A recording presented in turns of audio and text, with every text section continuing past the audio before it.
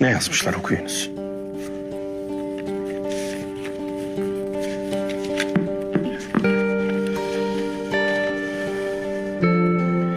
Şevketli, kudretli İslam halifesi Sultan Abdülhamid Han Hazretleri.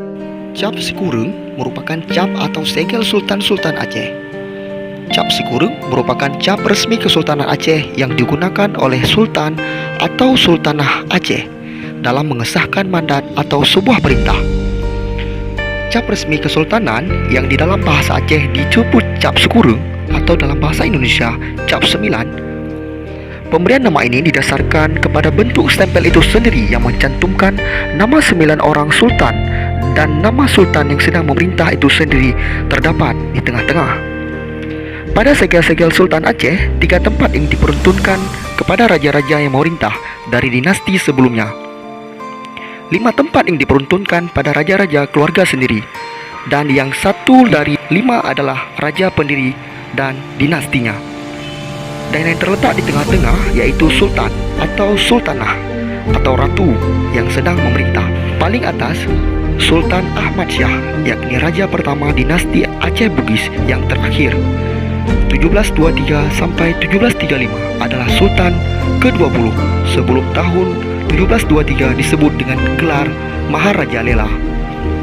Kanan atas, Sultan Jauhan Shah, yakni putra raja sebelumnya 1735 sampai 1760 ada Sultan ke-21 bergelar Raja Muda.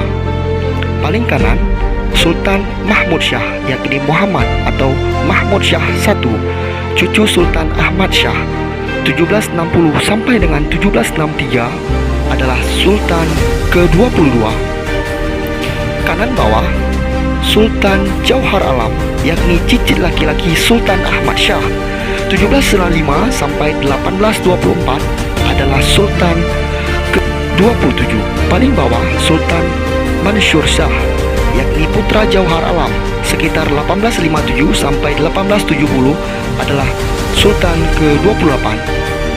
Kiri bawah, Sultan Syed Al-Mukamal, yakni Alauddin Al-Qahar 1530 sampai 1557 adalah Sultan Aceh ketiga.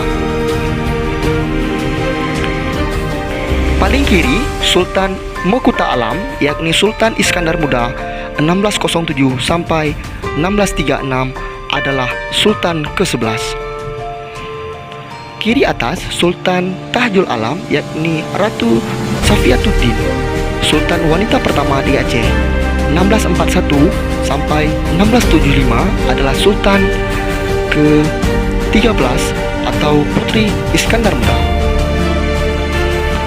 Tengah, wafah Allah Paduka Sri Sultan Alauddin Muhammad Daud Shah Johan berdaulat Zilwah fil alam, yakni adalah Sultan Mahmud Daud Shah 1879 sampai 1903 Sultan Aceh yang terakhir.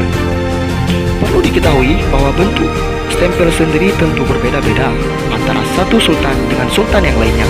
Namun, makna yang terkandung di dalam Cap Sikurung tetap sama.